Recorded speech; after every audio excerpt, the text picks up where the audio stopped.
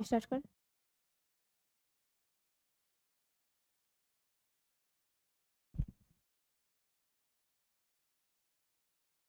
लीजिए।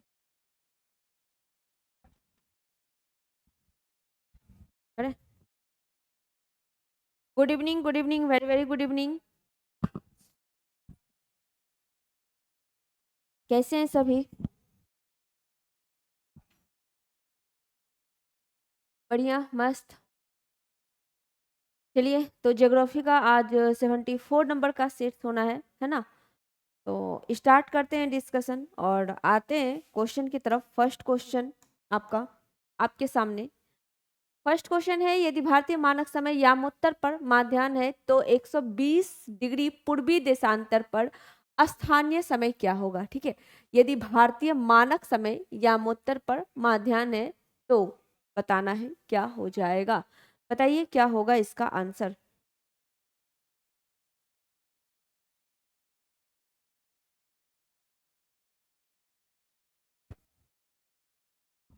चलिए।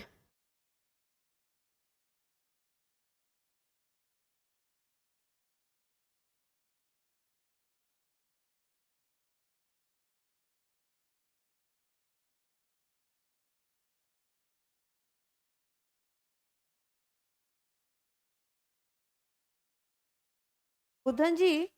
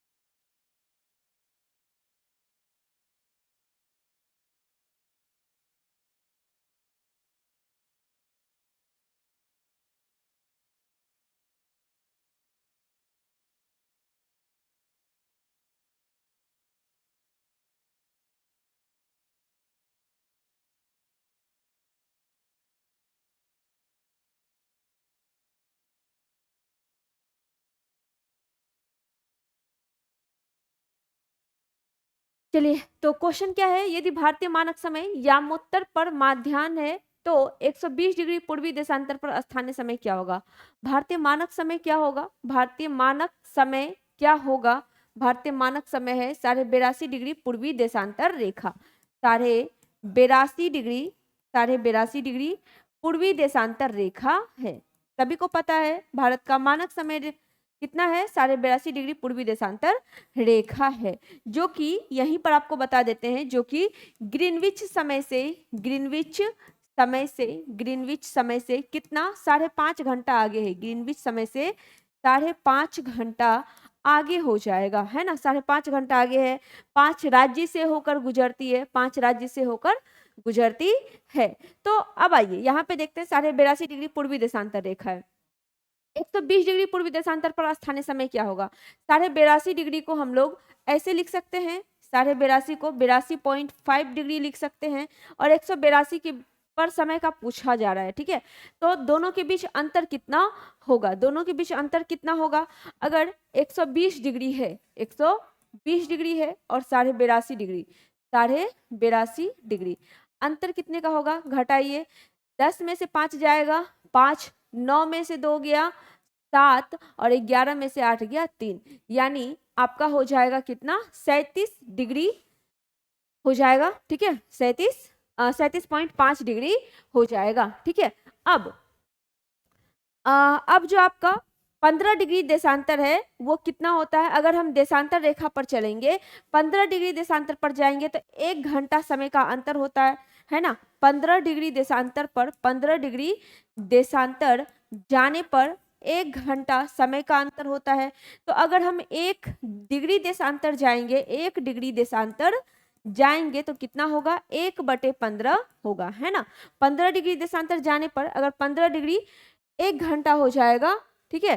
तो 1 डिग्री देशांतर का 1/15 होगा। 37.5 का 37.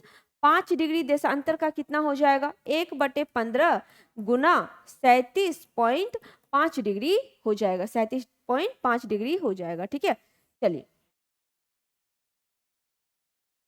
अब इसको काटिए, इसको काटना है, काटिए। 15 दूनी 30, ठीक है, 15 पछे 75, तो कितना हुआ, 2.5 हो गया। ठीक है, 2.5 आपका हो गया।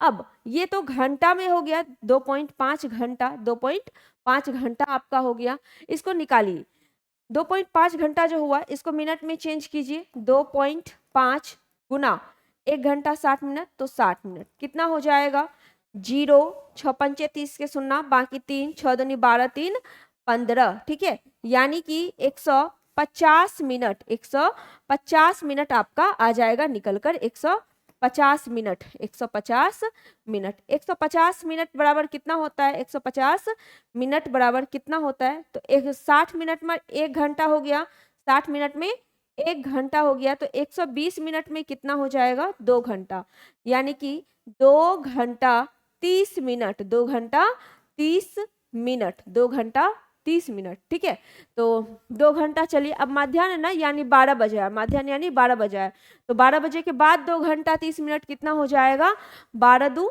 14 हो जाएगा ना, 14 बजकर 30 मिनट इसका सही आंसर हो जाएगा, ऑप्शन नंबर बी सही आंसर हो जाएगा, बी। एक बार फिर से हम ये बता देते हैं आपको, एक बार फिर से बता देते हैं, देशांतर में अगर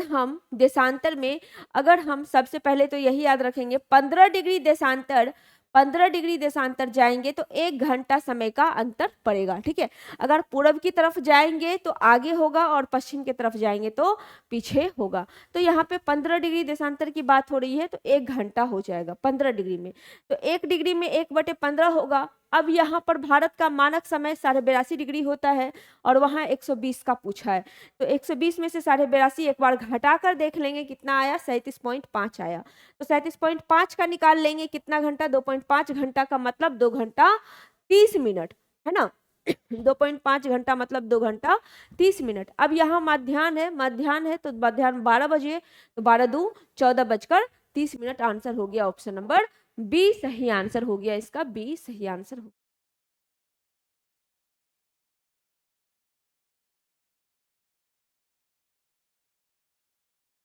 चलिए आगे चलते हैं, आंसर हो गया बी। नेक्स्ट क्वेश्चन नंबर 2, निम्नलिखित कथनों पर विचार कीजिए और नीचे दिए गए विकल्पों में से सही उत्तर का चयन कीजिए। पहला है, आर्कियन सेल प्रणाली भारत की सबसे पुरानी सेल प्रणाली है। सेल मतलब चट्टान होता है, यानी आर्कियन युग का जो चट्टान है ये भारत में सबसे पुराना चट्टान हो जाएगा। ठीक है, दूसरा है, सबसे आम आर्कियन सेल नीस है। सबसे आम आर्कियन सेल क्या है, नीस है। तीसरा है, धारवाड़ सेल प्रणाली आर्कियन सेल प्रणाली का बाद वाला हिस्सा है। ठीक है, तो तीनों का तीनों कथन आपका क्या है, सही है। और जहां तक आर्कियन सेल की बात है, इसकी अगर बात करें तो इसका निर्माण कब हुआ, आज से 4 अरब वर्ष पहले इसका हुआ था। ठीक है, आज से 4 अरब वर्ष पहले हुआ था, 4 अरब वर्ष पूर्व इसका निर्माण किया गया था, 4 अरब वर्ष पूर्व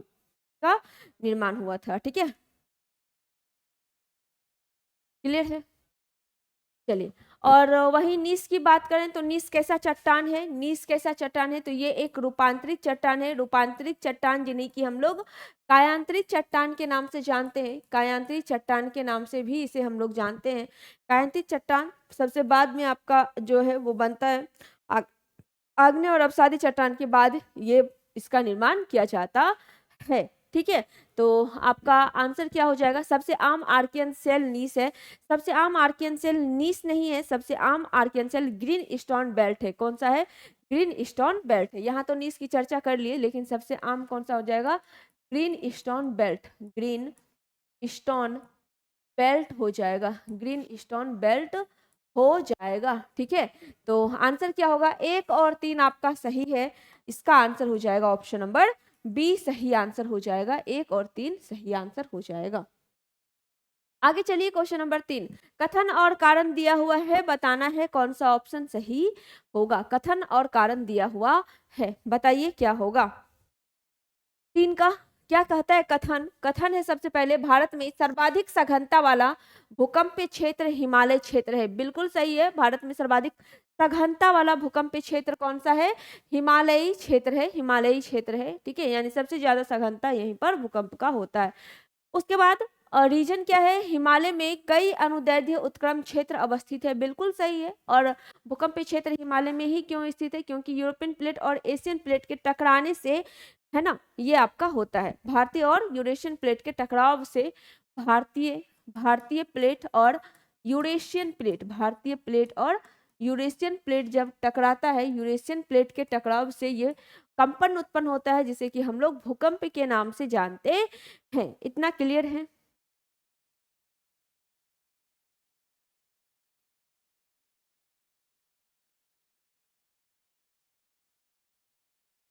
क्लियर है। हिमालय में कई अनुदैर्ध्य उत्क्रम क्षेत्र अवस्थित है। बिल्कुल ये भी सही है, कई अनुदैर्ध्य उत्क्रम क्षेत्र अवस्थित है। कहाँ कहाँ पर है, जम्मू कश्मीर में है, उत्तराखंड है, हिमाचल प्रदेश है, अरुणाचल प्रदेश है, सिक्किम है।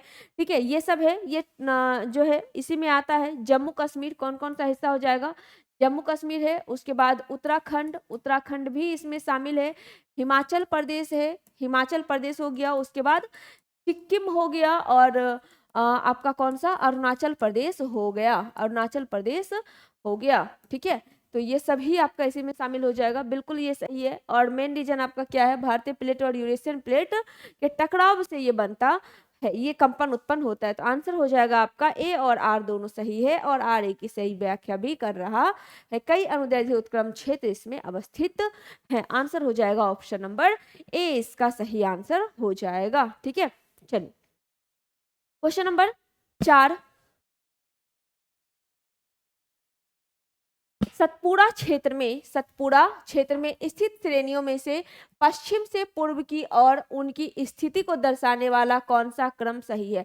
अच्छा, सतपुड़ा क्षेत्र है, सतपुड़ा क्षेत्र मतलब जो सतपुड़ा पहाड़ी जो है 7 पर्वतों से मिलकर बनी हुई है। सतपुड़ा को 7 पर्वतों की रानी भी कहा जाता है। कहाँ पर है, पश्चिम भारत में है, महाराष्ट्र और मध्य प्रदेश वाले हिस्से में ये आपको दिखेगी। इसकी सबसे ऊंची चोटी धूपगढ़ है। आपको हम हमेशा दिखाते हैं, जैसे ये विंध्याचल पर्वत है, उसके नीचे कौन सी है, सतपुड़ा है, उसके दक्षिण में कौन सी है, अजंता है। तो विंध्याचल की अवस्थिति क्या है, ये सतपुड़ा की अवस्थिति क्या हो गया कि ये विंध्याचल के दक्षिण में स्थित है, विंध्याचल के दक्षिण में स्थित है। विंध्याचल पर्वत श्रेणी के विंध्याचल विंध्याचल के दक्षिण में स्थित है, विंध्याचल के दक्षिण में ये स्थित है। ठीक है, उसके बाद सतपुड़ा का अर्थ क्या होता है, सतपुड़ा क्षेत्र मतलब 7 पर्वतों की रानी, 7 पर्वतों की रानी, 7 पर्वतों की रानी। ठीक है, यानी यहाँ पे 7 पर्वतों की एक श्रृंखला है, 7 पर्वतों का श्रृंखला यहाँ पे निर्मित है। ठीक है, इसकी सबसे ऊंची चोटी कौन सी होगी, सबसे ऊंची चोटी कौन सी हो जाएगी, धूपगढ़ हो जाएगी। सबसे ऊंची चोटी कौन सी होगी, धूपगढ़ इसकी सबसे ऊंची चोटी हो जाएगी। वहीं अगर हम विंध्याचल को लेते हैं तो विंध्याचल और सतपुड़ा के बीच से नर्मदा नदी बहती है, और सतपुड़ा और अजंता के बीच से ताप्ती नदी बहती है। इतना सा बात क्लियर है, इतना क्लियर है। अब कौन सा सही क्रम है, पश्चिम से पूर्व ये सजाना है, ये बताना है। पश्चिम से पूर्व बड़वानी की पहाड़ी महादेव है, मैकाल है, मैकाल महादेव, महादेव है, बड़वानी है, मैकाल है, महादेव है, मैकाल है, और बड़वानी है। तो कौन सा हो जाएगा ये बताना है। पश्चिम से पूर्व की बात की गई है, बताइए। सबसे पश्चिम में बड़वानी पहाड़ी है, सबसे पूर्व में मैकाल है, और पश्चिम में कौन सी है, महादेव पहाड़ी है। सबसे पश्चिम में बड़वानी की पहाड़ी है, सबसे पश्चिम में बड़वानी बड़वानी की पहाड़ी है, सबसे पूर्व में मैकाल की पहाड़ी है, सबसे पूर्व में कौन सी पहाड़ी है, मैकाल पहाड़ी है सबसे पूर्व में। और सबसे पश्चिमी हिस्से में अगर हम आएंगे, सबसे पश्चिमी हिस्से में ये आपको क्या दिखेगा, सबसे दक्षिणी हिस्से में आपको क्या दिखेगा, महादेव श्रेणी दिख जाएगा। तो आंसर आपका क्या हुआ, आंसर हो जाएगा आपका ऑप्शन नंबर ए, बड़वानी की पहाड़ी, महादेव पहाड़ी और मैकाल पहाड़ी इसका सही आंसर हो जाएगा।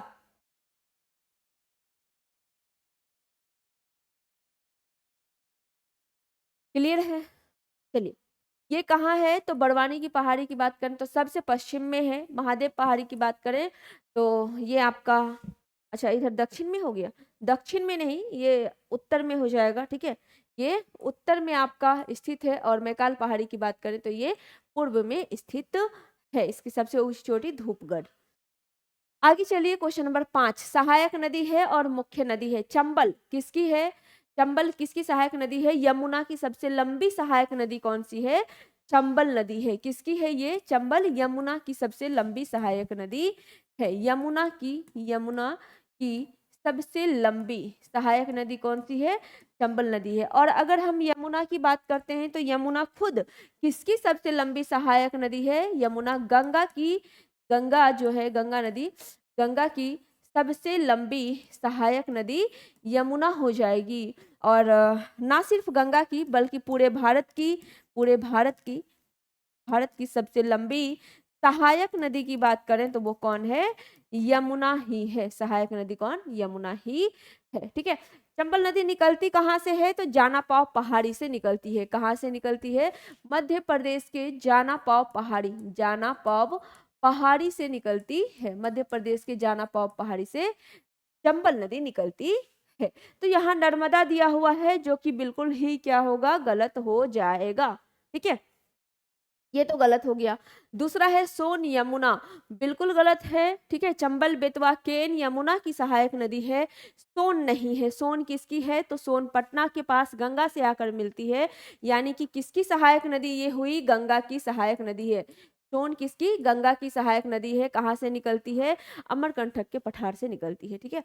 मानस ब्रह्मपुत्र की सहायक नदी है, बिल्कुल। और कहाँ बहने वाली नदी है? असम में। कहाँ पे? असम में। और ब्रह्मपुत्र की सहायक नदी है। तो एक गलत, दो गलत, और सही कौन सा है? तो सही आपका है सिर्फ और सिर्फ 3 सही है। लेकिन आंसर में नहीं दिया हुआ है तो क्या होगा? उपयुक्त में से कोई नहीं इसका सही आंसर हो जाएगा। ऑप्शन नंबर ई इसका सही आंसर हो जाएगा। उपयुक्त में से कोई भी नहीं। क्लियर है। चलिए आगे, क्वेश्चन नंबर 6, भारत के किस भाग में सर्वाधिक दैनिक तापांतरण पाया जाता है? पूर्वी तटीय प्रदेश, छत्तीसगढ़, मैदान के आंतरिक क्षेत्र में, राजस्थान के मरुस्थलीय क्षेत्र में। क्या कहता है क्वेश्चन? दैनिक तापांतरण सर्वाधिक, दैनिक तापांतरण मतलब दिन में बहुत ज्यादा गर्मी और रात में बहुत ज्यादा ठंड लगना, ठीक है। यही होता है दैनिक तापांतरण, यानी ताप में अंतर। पूर्वी तटीय प्रदेश यानी बंगाल की खाड़ी वाला सीमा की बात की जा रही है। छत्तीसगढ़ मैदान का आंतरिक क्षेत्र, कोई रीजन नहीं बनता यहाँ पे सर्वाधिक तापांतरण होने का। राजस्थान का मरुस्थलीय क्षेत्र बिल्कुल यहाँ पे होगा, क्योंकि मरुस्थलीय क्षेत्र में दिन के समय तापमान बहुत ज्यादा हो जाता है, गर्मी बहुत ज्यादा बढ़ जाती है। क्यों? क्योंकि बालू वाला इलाका है और बालू धूप में बहुत ज्यादा गर्मीला हो जाता है, ठीक है। तो दिन में क्या होगा? दिन में गर्मी बहुत ज्यादा पड़ेगी, यहाँ पर दिन में गर्मी बहुत ज्यादा पड़ेगी। और अगर यहाँ रात की बात करें तो रात बहुत ज्यादा यहाँ पे ठंड वाली होगी, यानी रात ठंडी होगी और दिन काफी गर्मीला होगा। यानी सर्वाधिक तापांतरण आपका कहाँ? राजस्थान के मरुस्थलीय क्षेत्र में होगी। तो आंसर क्या होगा? सी सही आंसर होगा। अब राजस्थान में कौन सा मरुस्थलीय क्षेत्र है? तो थार मरुस्थल है। थार मरुस्थल हो जाएगा। थार मरुस्थल ना सिर्फ भारत में है बल्कि भारत और पाकिस्तान में स्थित है। भारत और पाकिस्तान में स्थित है, ठीक है। इसका विस्तार, थार मरुस्थल के विस्तार की अगर हम बात करें तो भारत और पाकिस्तान में है। भारत में भी ये कहाँ पर है? भारत में भी इसका विस्तार ना सिर्फ राजस्थान में, मतलब मुख्य रूप से राजस्थान तो है ही, राजस्थान के साथ क्या क्या हो जाएगा? गुजरात भी हो जाएगा और आपका हरियाणा और पंजाब भी हो जाएगा, ठीक है। यानी कि राजस्थान तो है ही, राजस्थान के साथ और क्या होगा? गुजरात भी हो जाएगा, गुजरात भी है, ठीक है। पंजाब भी है और हरियाणा भी हो जाएगा। राजस्थान, गुजरात, पंजाब, हरियाणा भी आपका शामिल हो जाएगा, ठीक है। थार मरुस्थल, कच्छ का रण इसी का आपका हिस्सा हो जाएगा। कच्छ का रण भी एक मरुस्थलीय हिस्सा ही है। कच्छ का रण। और लूनी नदी कहाँ गायब होती है? तो यहीं पर गायब होती है लूनी नदी, ठीक है। लूनी नदी यहीं पे गायब होती है। आंसर क्या हुआ? सी सही आंसर हो गया। नेक्स्ट क्वेश्चन नंबर 7, पश्चिमी हिमालय संसाधन प्रदेश के प्रमुख संसाधन, हिमालय संसाधन से भरपूर है और इसमें इस हिमालय में कौन सा हिमालय, पश्चिमी हिमालय की बात की जा रही है। वन है, धात्विक खनिज है, कार्बनिक खनिज है, एक से अधिक है या कुछ भी नहीं, यानी इनमें से कोई भी नहीं। क्या होगा क्वेश्चन नंबर 7 का आंसर।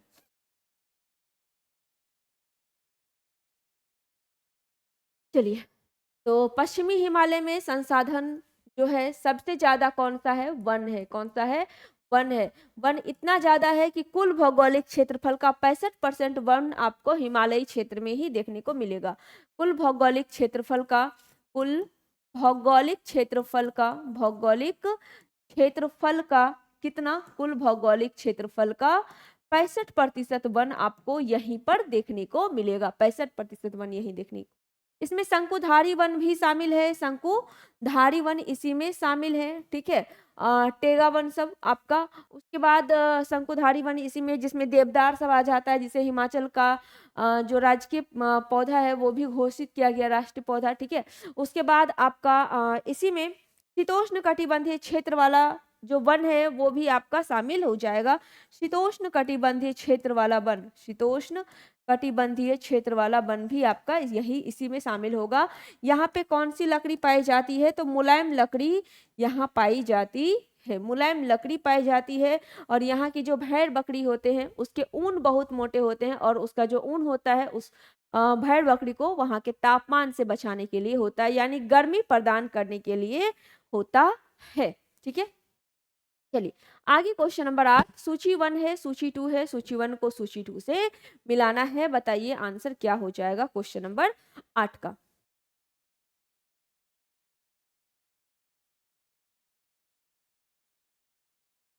चलिए, अचा रत्नागिरी है, अचा रत्नागिरी कहाँ, रत्नागिरी कहाँ है, महाराष्ट्र में रत्नागिरी हो जाएगा।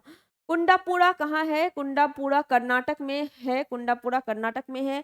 पिचवरम तमिलनाडु में है और बेम्बानाद केरल में है। बेम्बानाद जो अष्टमुडी झील आपका है, बेम्बानाद केरल में ही है। तो ए का क्या हुआ, 4 हुआ, बी का क्या हुआ, 1 हुआ, सी का 5 हुआ, डी का 2 हुआ। 4 1 5 2 कहाँ है, ऑप्शन नंबर सी में है। तो आंसर होगा ऑप्शन नंबर सी, सही आंसर इसका हो जाएगा सी।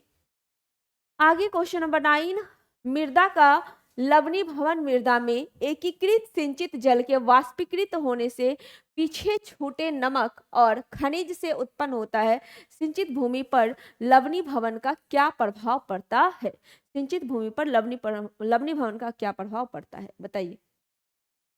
मृदा में जब लवण अंदर में जमा हो जाता है तो वो अर्ध पारगम्य हो जाता है, ठीक है। और अंदर तक जब लवण नहीं जाता है तो वहाँ की उर्वरा शक्ति कम हो जाती है, फसल अच्छा नहीं हो पाता है, ठीक है। बताइए क्या हो जाएगा।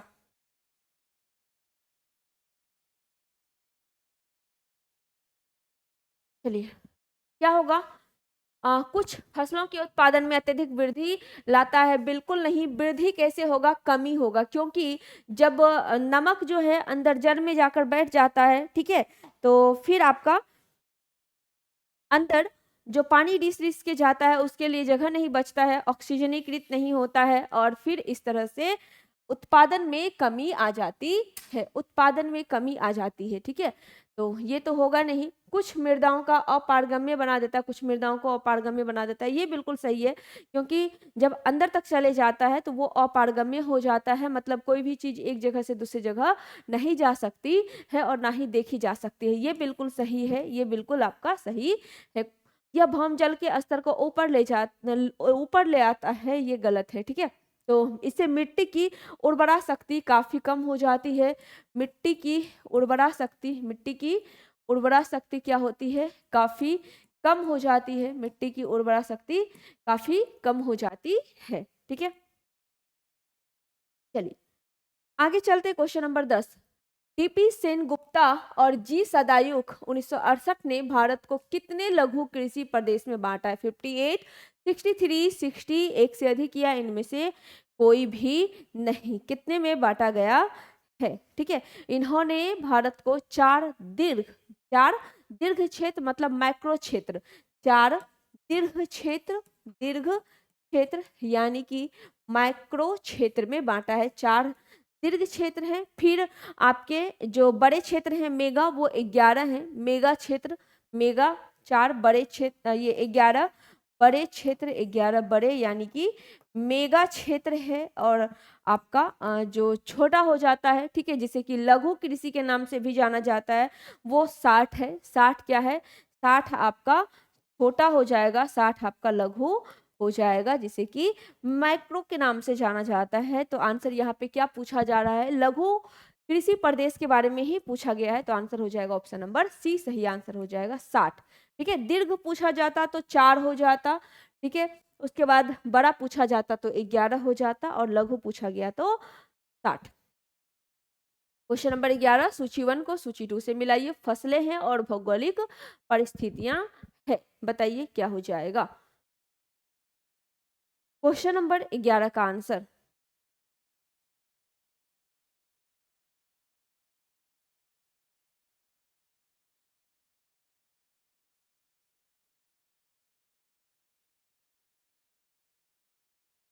चलिए, जौ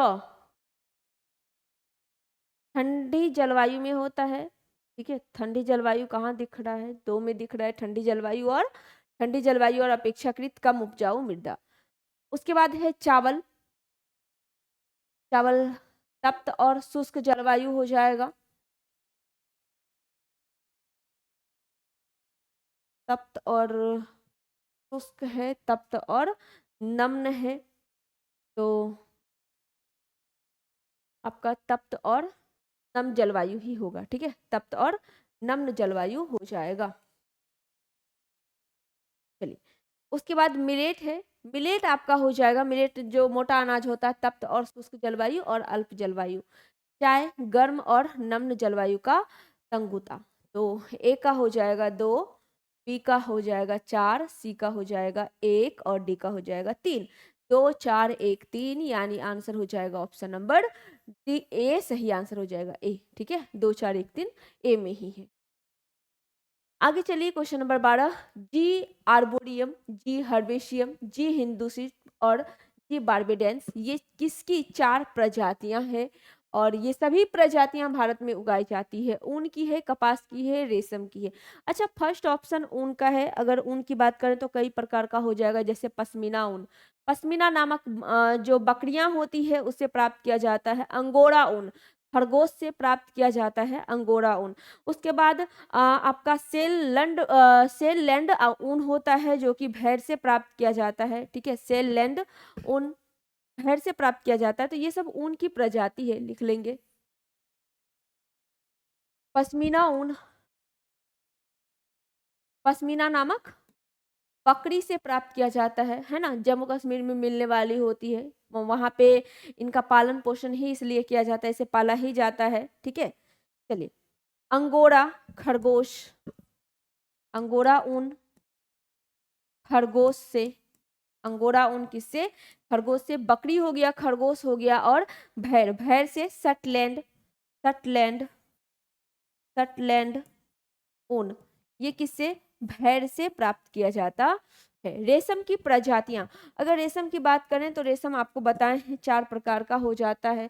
रेशम कितने प्रकार का? 4 है। सहतूत है, एरी है, तसर है और मूंगा है। सहतूत, एरी, तसर और मूंगा है। मूंगा सोम वृक्ष पर होता है, एरी अरंडी पर होता है, तसर कोकून पर होता है, और सहतूत सहतूत के पौधे से प्राप्त किया जाता है। बाकी कपास बचता है। तो ये सारी किस्में किसकी है? कपास की है। तो आंसर क्या होगा? बी सही आंसर इसका हो जाएगा, बी सही आंसर हो जाएगा। आगे चलिए, question number 13, spongy tissue, spongy उत्तक एक ऐसा गंभीर समस्या है जिसके कारण आम की जिस प्रजाति का निर्यात को प्रभावित हो रहा है वह है अल्फांसो है, दशहरी है, नीलम है, एक से अधिक है, या इनमें से कोई भी नहीं है। कौन सा हो जाएगा क्वेश्चन नंबर 13 का आंसर?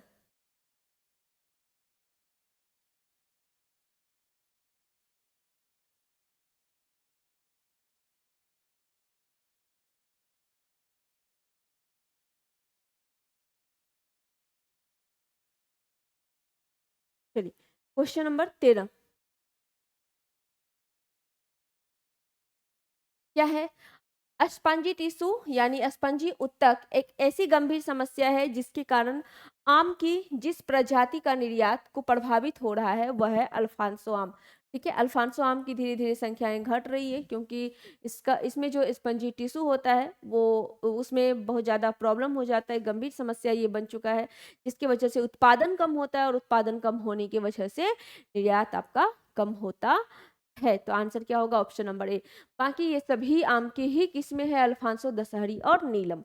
आगे चलते हैं क्वेश्चन नंबर 14। अय्यर बांध नदी बनाया गया है किस पर? बराकर पर, कावेरी पर, दामोदर पर, एक से अधिक या इनमें से कोई भी नहीं।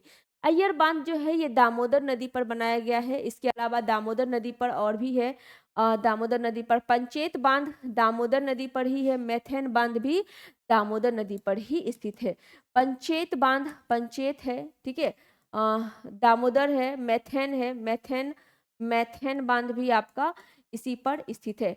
हीराकुंड बांध महानदी पर स्थित है, हीराकुंड बांध महानदी पर स्थित है, महानदी पर स्थित है, ठीक है। टिहरी बांध भगीरथी और भिलंगाना पर है, टिहरी बांध भगीरथी और भिलंगाना पर है, भगीरथी और भिलंगाना नदी पर है, भगीरथी और भिलंगाना पर टिहरी बांध आपका हो जाएगा, ठीक है। कड़ना बांध माही नदी पर स्थित है, कड़ना बांध माही नदी पर स्थित है। निम्मो बाजगो बांध सिंधु नदी पर स्थित है, निम्मो बाजगो बांध किस नदी पर है? सिंधु नदी पर स्थित है, सिंधु नदी पर स्थित है, ठीक है। क्लियर है? आंसर क्या हुआ? सी सही आंसर हो गया, सी इसका सही आंसर हो गया। आगे चलते हैं क्वेश्चन नंबर 15। निम्नलिखित कथनों पर विचार कीजिए और नीचे दिए गए कूट से सही उत्तर चुनिए। 3 कथन है और बताइए क्या हो जाएगा इसका सही।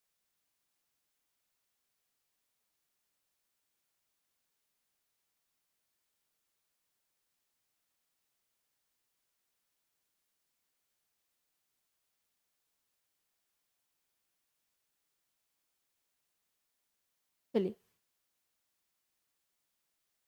लौह अयस्क का सबसे संपन्न भंडार कर्नाटक में पाया जाता है, ठीक है।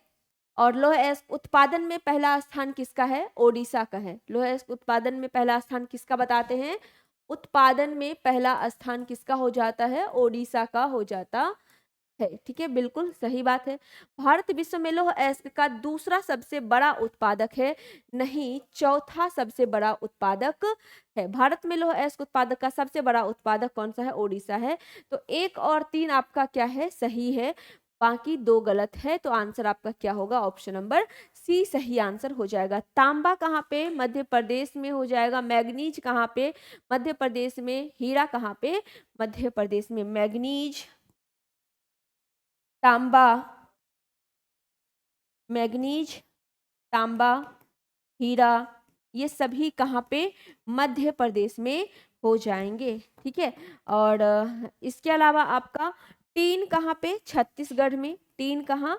टीन हो जाएगा छत्तीसगढ़। टीन कहाँ पे? छत्तीसगढ़ में टीन हो जाएगा, ठीक है। चलिए, नेक्स्ट क्वेश्चन नंबर 16। कौन सा युग्म सही सुमेलित है बताना है, बताइए कौन सा सही सुमेलित है। क्वेश्चन नंबर 16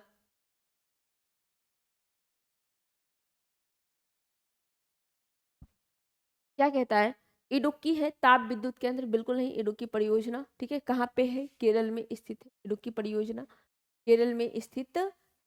सुबनगिरी जल विद्युत परियोजना सही है। घाट प्रभा सिंचाई परियोजना सही है। रामगंगा बहुउद्देशीय नदी घाटी परियोजना है, बिल्कुल सही है। 2, 3, 4 आपका सही है और एक आपका इडुक्की परियोजना गलत है। इडुक्की परियोजना पेरियार नदी पर स्थित है। ये एक नदी घाटी परियोजना है, पेरियार नदी पर स्थित है। पेरियार नदी पर स्थित है, कहाँ पर? केरल में स्थित है, ठीक है।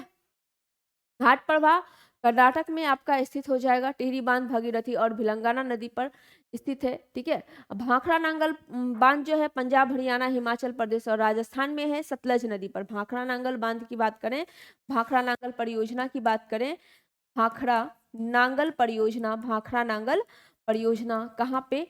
पंजाब, हरियाणा, पंजाब, हरियाणा, हिमाचल प्रदेश, पंजाब, हरियाणा, हिमाचल प्रदेश और क्या होगा, राजस्थान हो जाएगा। ठीक है, क्लियर है। आंसर क्या हुआ, ए सही आंसर हो गया ए। क्वेश्चन नंबर 17, पेट्रो रसायन के उत्पाद का सबसे बड़ा केंद्र कहाँ है, तो ये आपका कहाँ हो जाएगा, बताइए। अच्छा, जामनगर कहाँ है, जामनगर की बात करें तो ये गुजरात में स्थित है। अंकलेश्वर कहाँ है, अंकलेश्वर भी खंभात की खाड़ी में स्थित है, खंभात की खाड़ी, खंभात की खाड़ी में स्थित है। और ये कहाँ पड़ता है, गुजरात में ही पड़ता है, गुजरात में आपका ये पड़ जाएगा। ठीक है, नुनमाटी कहाँ पे है, असम में स्थित है, नुनमाटी कहाँ, असम में स्थित है। और पेट्रो रसायन की बात करें तो जामनगर, जामनगर गुजरात जो है ये इसके उत्पादन का सबसे बड़ा केंद्र है। पेट्रो रसायन क्या होता है, पेट्रो रसायन क्या होता है, पेट्रोलियम और प्राकृतिक गैस के उत्पादन से जो चीजें बनती है। ठीक है, पेट्रोलियम और, पेट्रोलियम और प्राकृतिक गैस, पेट्रोलियम और प्राकृतिक गैस के मिश्रण से जो उत्पाद तैयार किया जाता है उसे पेट्रो रसायन कहते हैं। ठीक है, और अंकलेश्वर पेट्रोलियम उत्पादन यहाँ पे किया जाता है। नुनमाटी तेल शोधन कारखाना है, बरौनी तेल शोधन कारखाना है, कहाँ पे है बरौनी तेल शोधन कारखाना, तो बिहार में बरौनी तेल शोधन कारखाना हो जाएगा। ठीक है, चलिए, बहुत सारा है, मनाली तेल शोधन कारखाना है कहाँ पे, तमिलनाडु में। नेक्स्ट क्वेश्चन नंबर 18, निम्नलिखित में से जनजाति और राज्य की कौन सी जोड़ी सही नहीं है, भील गुजरात, गद्दी हिमाचल प्रदेश, टोडा केरल। टोडा कई बार बताए हैं, कहाँ पर, टोडा नीलगिरी एरिया वाले में, या राज्य पूछेगा तो तमिलनाडु में। ठीक है, नीलगिरी या तमिलनाडु आप कर सकते हैं, तमिलनाडु, नीलगिरी, नीलगिरी। ठीक है, तो आंसर क्या होगा, सी सही इसका आंसर हो जाएगा, सी सही आंसर हो जाएगा। ठीक है, केरल में और कौन कौन सी जनजाति पाई जाती है, केरल में चेंचू जनजाति, कहाँ पे, केरल की ही जनजाति है, चेंचू जनजाति केरल की ही है। राजस्थान में कौन सी जनजाति है, मीना है, गरसिया जनजाति वहीं पर पाई जाती है ना। तो और आपका कुकी जनजाति मणिपुर की है, कुकी जनजाति, कुकी कहाँ की है, मणिपुर की जनजाति है कुकी जनजाति। ठीक है, उसके बाद आपातानी, आपातानी कहाँ की है, आपातानी अरुणाचल प्रदेश की है। लुसाई जनजाति, लुसाई जनजाति कहाँ की है, मिजोरम की है, कहाँ की है, मिजोरम की लुसाई जनजाति हो जाएगी। संथाल जनजाति झारखंड की है, संथाल कहाँ की है, झारखंड की जनजाति है संथाल। ठीक है, झारखंड की है। सैम्पेन जनजाति निकोबार की है, सैम्पेन जनजाति की बात करेंगे तो सैम्पेन जनजाति कहाँ की है, निकोबार की सैम्पेन जनजाति हो जाएगी, निकोबार की। ठीक है, आंसर क्या हुआ, सी सही आंसर हो गया सी।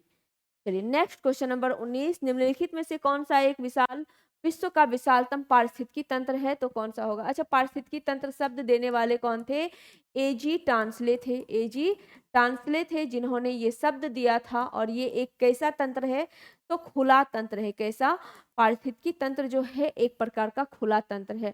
और विश्व का सबसे बड़ा पारिस्थितिकी तंत्र कौन सा हो जाएगा, समुद्र हो जाएगा। कौन सा, समुद्र हो जाएगा। तो आंसर क्या होगा, ऑप्शन नंबर ए इसका सही आंसर हो जाएगा, 19 का ए सही आंसर हो जाएगा। ठीक है, अगर पृथ्वी के अंदर पूछेगा चतुर्दिक आवरण में सबसे बड़ा पारिस्थितिकी तंत्र, तब जैव मंडल होगा। ठीक है, पृथ्वी के अंदर चतुर्दिक आवरण में, पृथ्वी के चतुर्दिक आवरण में, चतुर्दिक आवरण में। ठीक है, तो ये क्या होगा, ये आपका जैव मंडल हो जाएगा, जैव मंडल हो जाएगा। चलिए आगे, क्वेश्चन नंबर 20, जो पौधे एक ऋतु में मरुद्भिद की तरह और दूसरी ऋतु में जलोद्भिद की तरह व्यवहार करते हैं उन्हें क्या कहते हैं। मृतजीवी, हेलियोट्रॉफिट, शुष्कोद्भिद, एक से अधिक या इनमें से कोई भी नहीं, उसे हेलियोट्रोफाइट कहा जाता है, हेलियोट्रोफाइट कहा जाता है। दो जैसे व्यवहार करते हैं, जैसे एक ऋतु में मरुद्भिद के तरह और दूसरी ऋतु में जलोद्भिद के तरह। यानी मरुद्भिद मतलब होता है जो मरुस्थलीय क्षेत्र में उगने वाली जो वनस्पतियां हैं वो होती है, और जलोद्भिद होता है जो जलीय क्षेत्र में उगने वाली वनस्पति होती है वो। ठीक है, तो वो किस में आएगा, हेलियोट्रोफाइट में आ जाएगा। नेक्स्ट क्वेश्चन नंबर 21, पारिस्थितिकी निकाय में आर्द्र भूमि बरसाती जमीन निम्नलिखित में से किस हेतु उपयोगी है। आर्द्र भूमि, ठीक है, आर्द्र भूमि के संरक्षण के लिए रामसर कन्वेंशन भी किया गया था, रामसर कन्वेंशन यानी रामसर सम्मेलन भी किया गया था। ये सम्मेलन 2 फरवरी 1981 को होता है। 2 फरवरी 1981 को होता है। ठीक है, रामसर कहाँ का स्थान है? तो ईरान का स्थान है, ईरान का स्थान है। और ये किस लिए किया गया था?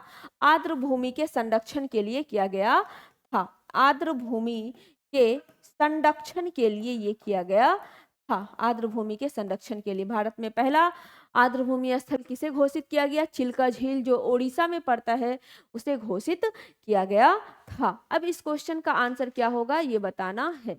बताइए क्या हो जाएगा। चलिए पढ़ते हैं। पोषक पुनः प्राप्ति और चक्रण हेतु पौधे द्वारा अवशोषण के माध्यम से भारी धातु को अवमुक्त करने हेतु तलछट रोककर नदी का गादीकरण कम करने के लिए आंसर हो जाएगा आपका एक से अधिक या इनमें से कोई भी नहीं।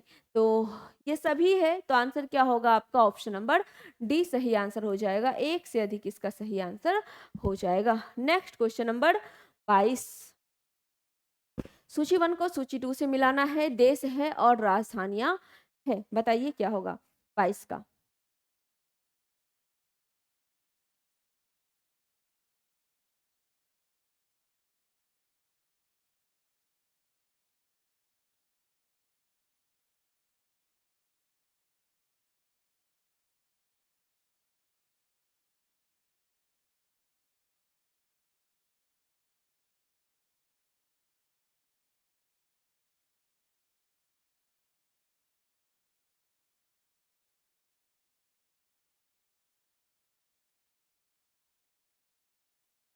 चलिए, देश है और राजधानी है।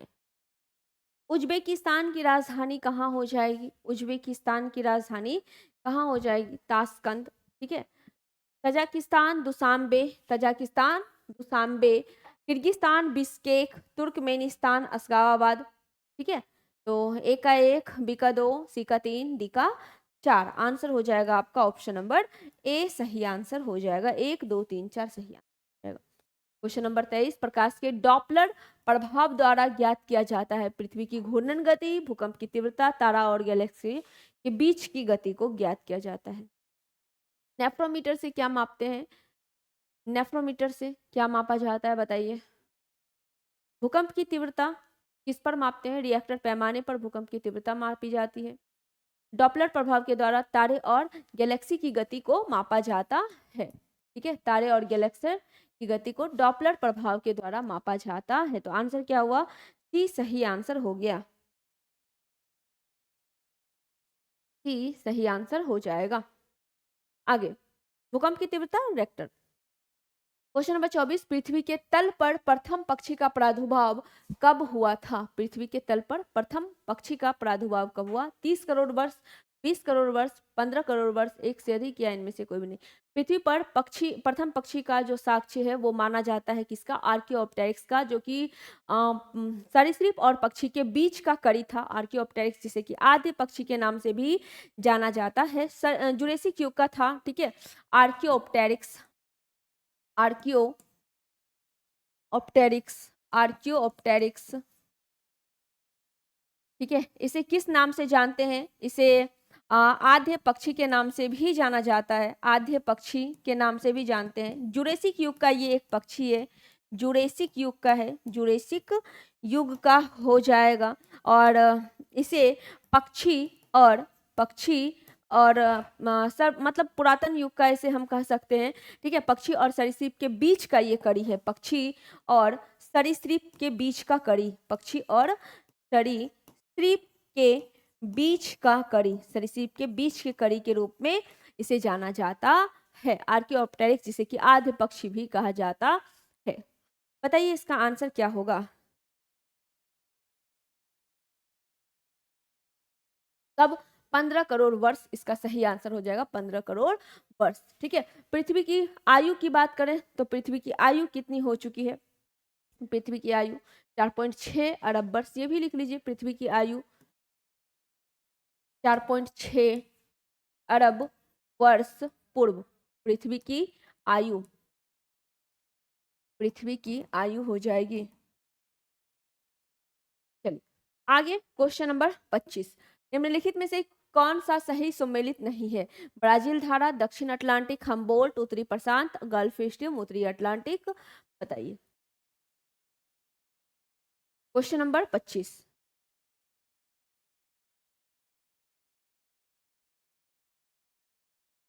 ब्राजील धारा दक्षिण अटलांटिक महासागर की धारा है, बिल्कुल सही है। हम्बोल्ट उत्तरी प्रशांत महासागर नहीं होगा, ठीक है। हम्बोल्ट को ही पेरू की धारा भी कहा जाता है। पेरू या हम्बोल्ट की धारा प्रशांत महासागर की है, लेकिन उत्तरी हिस्से की नहीं है। गल्फ स्ट्रीम की बात करें तो अटलांटिक महासागर की ही गर्म धारा है, ठीक है। तो आंसर क्या होगा? बी सही आंसर हो जाएगा, बी सही आंसर हो जाएगा। आज हम लोग इससे पहले वाले क्वेश्चन में हम लोग शायद प्रशांत का देखे थे, आज हम लोग अटलांटिक का देख लेते हैं।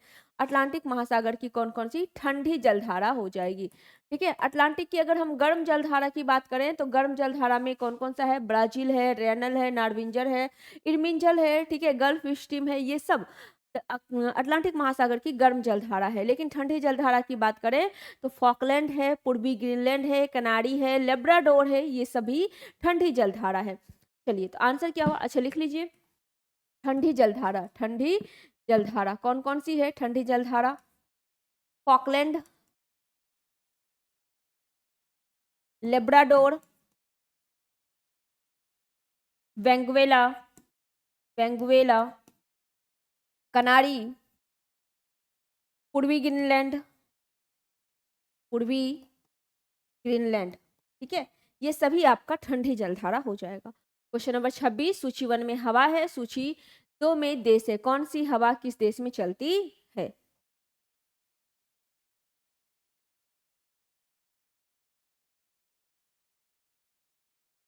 चलिए, चिनुक, सिराको, ब्रिक फिल्टर, मिस्ट्रॉल।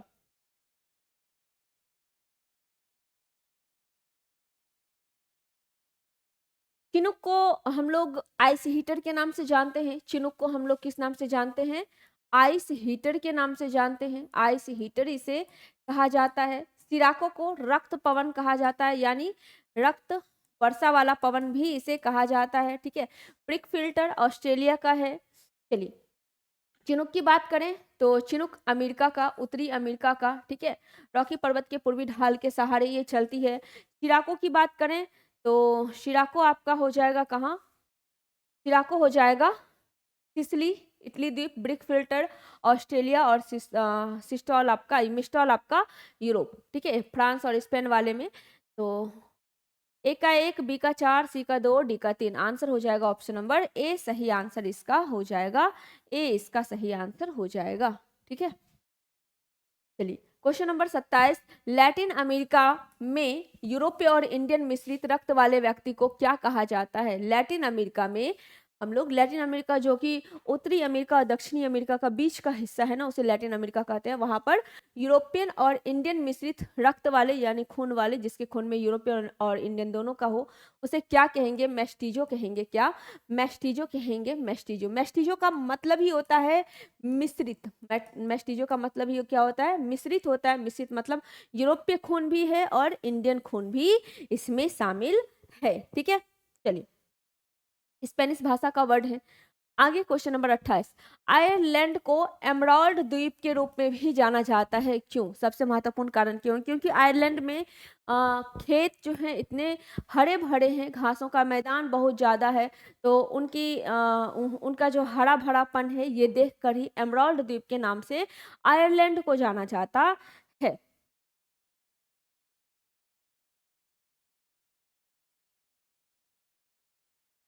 ठीक है, चलिए, आयरलैंड अधिक मात्रा में एमराल्ड का उत्पादन करता नहीं, अधिक कुशल एमराल्ड काटने वाले हैं नहीं। आयरलैंड में अधिक वर्षा होती है और घासों का अधिक विकास होता है, ये सही है। वर्षा ज्यादा होता है जिसकी वजह से घास ज्यादा होते हैं, हरे पेड़ पौधे वहां पे ज्यादा होते हैं। तो आंसर क्या होगा? सी सही आंसर हो जाएगा, सी। क्वेश्चन नंबर 29, पृथ्वी की सबसे गहरी महाद्वीप द्रोणी किस झील द्वारा आवृत है? सुपीरियर झील, कैस्पियन झील, बेकाल झील। सुपीरियर झील कहाँ? अमेरिका और कनाडा की सीमा पर स्थित है। अमेरिका और कनाडा की सीमा पर ये स्थित है, ठीक है। इसी के साथ मिशिगन है, मिशिगन है, मिशिगन अमेरिका में है, ठीक है। ईरी झील है, ईरी झील भी अमेरिका और कनाडा में है। ऑन्टेरियो झील है, ये भी अमेरिका और कनाडा की सीमा पर ही स्थित है। और ह्यूरोन झील भी है, ह्यूरोन झील आपका हो जाएगा ह्यूरोन झील। बेकाल झील की बात करें तो कहाँ है, रूस में है। इसे साइबेरिया का मोती भी कहा जाता है और बेकाल झील इसका सही आंसर हो जाएगा। ठीक है, महाद्वीप पे द्रोणी का निर्माण करता है बेकाल झील। आंसर क्या होगा, सी सही आंसर इसे हो कहेंगे। ठीक है, सी सही आंसर हो जाएगा। क्वेश्चन नंबर 30, संसार में तांबा अयस्क का सबसे बड़ा उत्पादक देश कौन सा हो जाएगा। भारत में बात करें तो तांबा सबसे ज्यादा कहाँ पे, मध्य प्रदेश में। अब कहाँ, चिली है, पोलैंड है, अमेरिका है, कहाँ पे सबसे ज्यादा तांबा है, बताइए। क्वेश्चन नंबर 30, कहाँ पे चिली तांबा के लिए फेमस है, तो आंसर आपका क्या होगा, ए सही आंसर हो जाएगा। चिली सही आंसर हो जाएगा, ऑप्शन नंबर ए। चलिए नेक्स्ट क्वेश्चन नंबर 31, कैमूर पठार में किसकी अधिकता पाई जाती है। बलुआ पत्थर की, नीस की, ग्रेनाइट की, कैमूर पठार में किसकी अधिकता पाई जाती है। कैमूर पठार जो कि बिहार में आप देखेंगे, इसमें किसकी अधिकता पाई जाती है, तो नीस की अधिकता पाई जाती है। बलुआ पत्थर आप, चूना पत्थर कहाँ देखेंगे, चूना पत्थर आपको भागलपुर वाले एरिया में मिल जाएगा। पायराइट्स रोहतास में मिल जाएगा। ठीक है, चूना पत्थर की बात करें, चूना पत्थर की बात करें तो भागलपुर वाले एरिया में, भागलपुर में क्वार्टाजाइट भी मिलेगा भागलपुर में। पायराइट्स की बात करें, पायराइट्स कहाँ पे, पायराइट्स रोहतास में मिल जाएगा। पायराइट्स कहाँ पे, पायराइट्स आपको रोहतास में मिल जाएगा। अभ्रक की बात करें तो अभ्रक कहाँ पर, गया में अभ्रक मिल जाएगा, गया में अभ्रक मिल जाएगा। सोना की बात करें तो कहाँ पे, जमुई में सोना मिल जाएगा, जमुई में सोना। ठीक है, क्वेश्चन नंबर 32, कौन सा शहर बिहार के सबसे पूर्वी भाग में स्थित है। ठीक है, कौन सा शहर है, भागलपुर है, कटिहार है और पटना है। कौन सा शहर सबसे पूर्वी भाग में स्थित है, ये बताना है।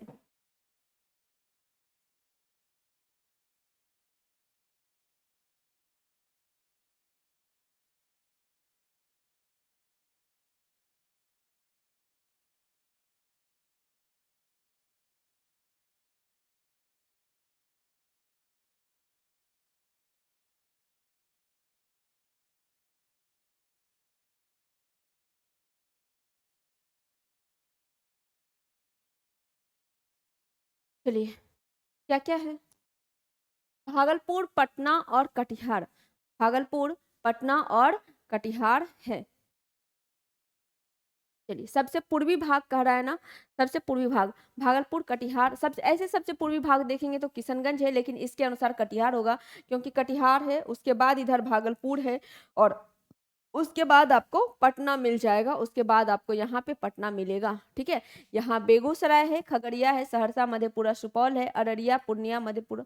अच्छा, सबसे पश्चिमी आपका, सबसे पश्चिमी आपका यहाँ पे ऊपर में उत्तर की तरफ देखेंगे तो पश्चिम चंपारण वाला हिस्सा दिखेगा, दक्षिण की तरफ देखेंगे तो रोहतास वाला हिस्सा मिल जाएगा।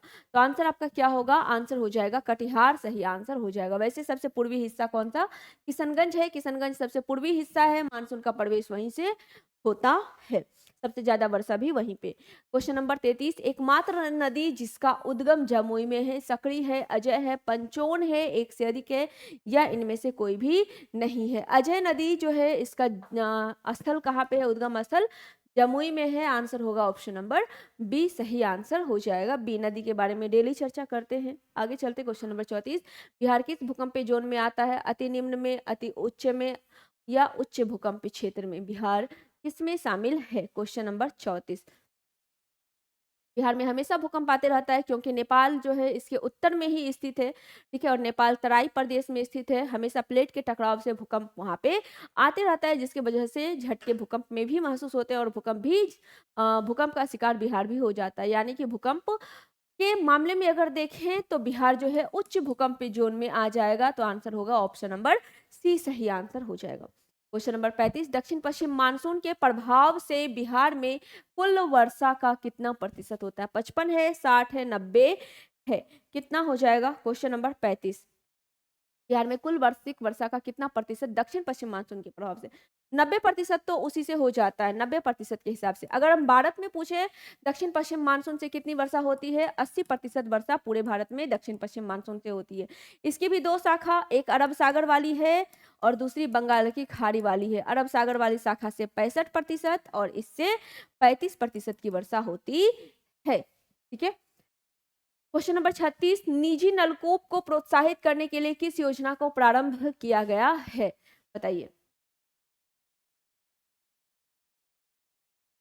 सभी है, लोहिया है, मिलियन है, बिहार भूजल सिंचाई योजना है, लोहिया सिंचाई है, मिलियन सेल ट्यूबवेल है, बिहार भूजल है, तो आंसर हो जाएगा ऑप्शन नंबर डी, एक से अधिक इसका सही आंसर हो जाएगा। क्वेश्चन नंबर 37, आलू उत्पादन की दृष्टि से बिहार का भारत में कौन सा जगह फेमस है, बिहार शरीफ है, शाहाबाद है, सासाराम है, एक से अधिक है या इनमें से कोई भी नहीं। तो बिहार शरीफ जो है आलू उत्पादन के लिए काफी फेमस है, लीची के लिए मुजफ्फरपुर फेमस है, केला के लिए हाजीपुर फेमस है, बताइए। क्वेश्चन नंबर 38, राष्ट्रीय समुद्री विरासत परिषद की स्थापना किस राज्य में की जाएगी, समुद्री विरासत की स्थापना असम, गुजरात, तमिलनाडु कहाँ पर किया जाएगा। गुजरात में राष्ट्रीय समुद्री विरासत परिषद की स्थापना गुजरात में की जाएगी, आंसर होगा बी, सही आंसर इसका हो जाएगा B. Question number 39, question number 39 है, भारत की नई एयरलाइन कौन सी है जिसे विमानन मंत्रालय ने मंजूरी दी है, तेजस है, शंख है, स्काई है, क्या होगा। क्वेश्चन नंबर 39, भारत की नई एयरलाइन जिसे विमानन मंत्रालय ने मंजूरी दी है, शंख एयर है, तो आंसर होगा बी, सही आंसर। नेक्स्ट क्वेश्चन नंबर 40, देश की पहली नमो भारत रैपिड रेल का उद्घाटन यूपी, राजस्थान या गुजरात कहां पर हो जाएगा। पहली नमो भारत रैपिड रेल आपका गुजरात में हो जाएगा, कहां से, पहली नमो भारत रैपिड रेल गुजरात से, आंसर हुआ सी। इसी के साथ आज का डिस्कशन यहीं पे समाप्त करते हैं, मिलते हैं फिर अगले टेस्ट में, तब तक के लिए सभी को